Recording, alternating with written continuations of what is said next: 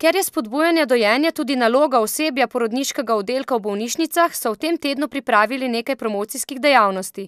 Tako so v novomeški bolnišnici v sodelovanju z dijaki srednje zdravstvene šole postavili stojnico v podporo dojenju.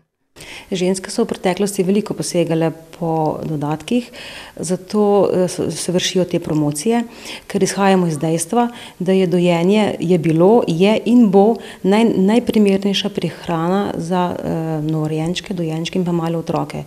To potrjujejo strokovnjaki, potrjujejo znanstveni dokazi in pa seveda zdravje otrok. V novomeški porodnišnici je ob odpustu dojenih 96% novorojenčkov.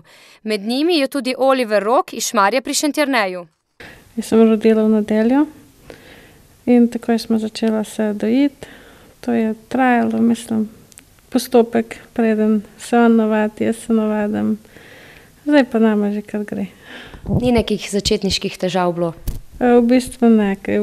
Tole je zdaj že moj 3. otrok in malo že znamo. Kot je povedala Murnova, je prvega otroka zaradi zdravstvenih težav dojila zgolj 1 mesec, drugega 8, zato si želi, da bi tudi pri 3. otroku dojenje trajalo čim dlje.